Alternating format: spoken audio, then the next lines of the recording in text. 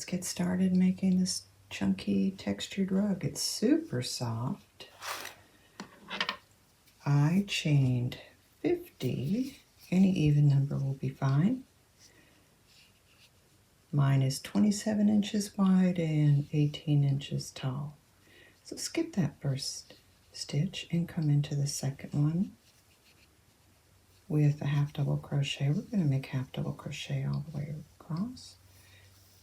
And that's just yarn over, pull through all 3 loops, yarn over, go in the next chain, yarn over, pull through all 3 loops. So that's what you're going to do all the way across your row. If you're following my pattern and you started with a chain of 50, you'll end up with 49 stitches.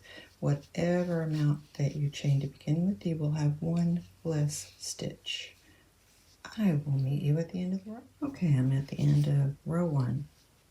I made my last half double crochet and now chain 1, turn your work.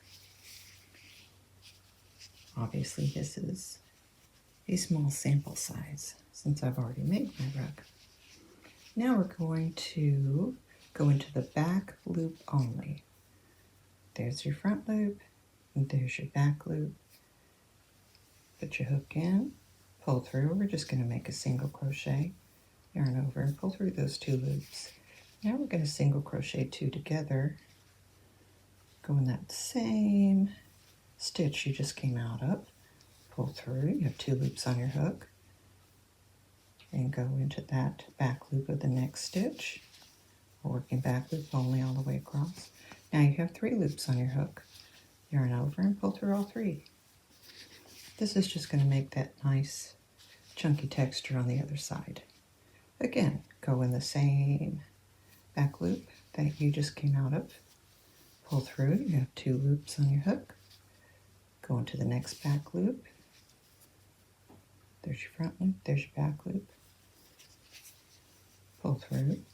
You have 3 loops on your hook, make sure they're all nice and even, yarn over and pull through all 3. And you're going to continue this pattern all the way across. Make sure you're going into the same stitch that you just came out of. Pull through and go into the next. And make sure you're always going into the back loop. That's going to give you a nice, just a lift here. And also when you come through on the next row, it's going to give you a nice horizontal line. So continue that pattern all the way across and I will meet you at the end of this row. At the end of the row in the last stitch.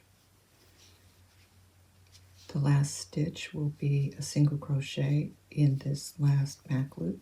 Go in that back loop and then to keep everything even, let's pull that loop over from the chain from the previous row.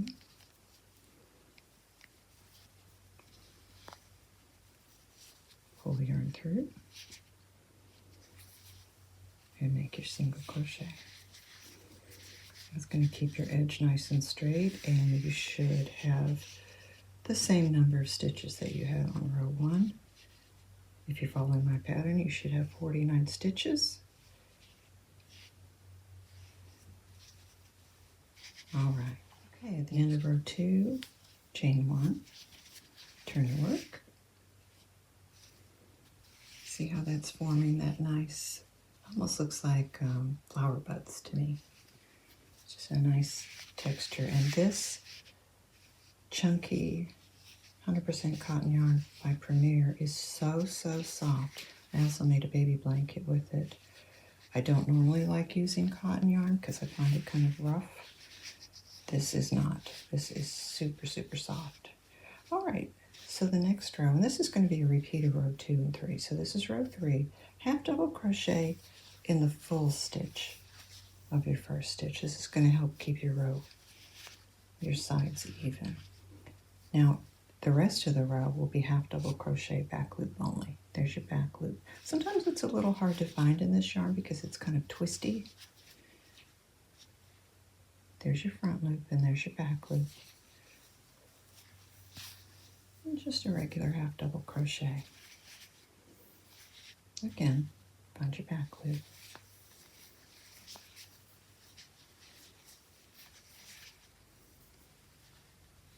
When you get to the end of the row, I will meet you for the last stitch.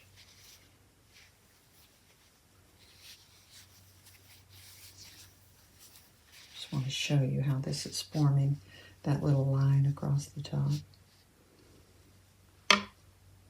I think that looks really nice. All right, I'll meet you at the end of the row. All right, I'm at the end of row 3. I'm still going to go into the back loop only, but I'm also going to pull over this loop from the previous row, and that's going to help keep us even. So there's my back loop. Let's see if I can get that in.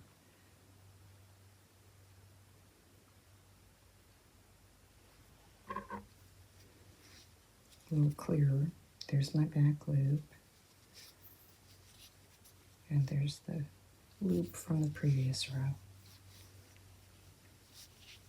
Pull it up. Make your half double. Chain 1. And that's what your rug is going to look like. You're going to have little nubby pieces, which I think just adds to that nice texture. Here's what the back looks like. You're going to continue that pattern, rows 2 and 3, back loop only. And the very last row, I did single crochet back loop only across. The reason for that is it kept the stripes to be about the same width. Now, let me show you. Here's the rug. Isn't that pretty?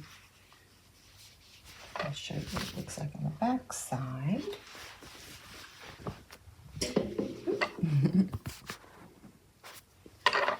It's still pretty on the back side. You could use that just as easily.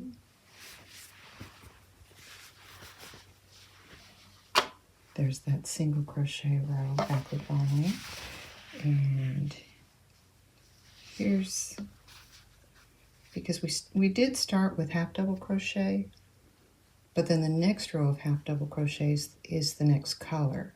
So there's really not another row of this color. That's why I decided to go with the shorter single crochet in the last row.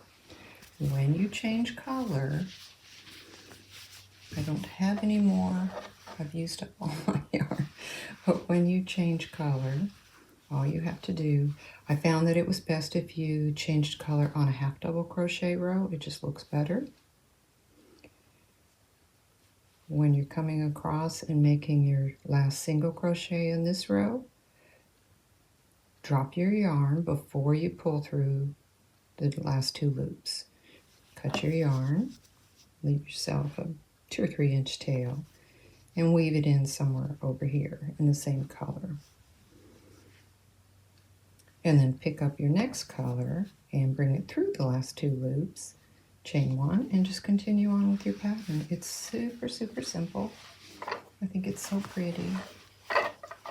It's really soft and cushy, very, very thick, soft and cushy. I'm going to leave a link to my other rug pattern that Modern Farmhouse. It was a bean stitch pattern, and I did sew on a non-skid backing, and it has worked great. It doesn't look amazing on the back, but it has gone through the washer and dryer several times, and it works out great. So if you want to do that, you can. I find the least expensive way to do this is to get a roll of the kind of rubbery non-skid shelf liner and just cut it to fit, even if you need to put a couple of pieces. The even easier solution is to just lay this on top of a non-skid backing, or just a non-skid pad. Also, you could lay it on top of another rug and it would be pretty non-skid. This is going to be pretty in the bathroom. That's what this is going to be for my son and daughter-in-law in their bathroom. It would be pretty in a nursery, at your door. It will launder up well. However, because it is 100% cotton, you're going to want to wash it in cold water. That's what it recommends. And I don't know if it says it on here. Cold water, and don't put it in the dryer. Just air dry it. Now they did call for a 6.5 millimeter hook, but I used a 10 millimeter hook. I just like my stitches kind of big and chunky and loose, but you can go smaller if you want to. I also keep a smaller hook on hand to weave in my ends. I prefer that over using a needle, but you can use a needle if you prefer that. And every stripe used one skein of 50 yards. So if you're using a different chunky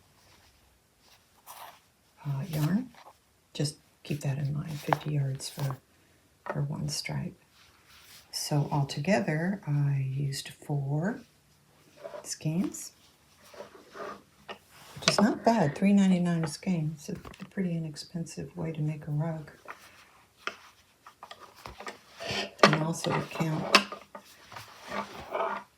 this is how I counted. I had a row of half double to begin with, and then 1, 2, 3 rows of that bumpy row, and then started on half double again, and then 1, 2, 3 of the bumpy row.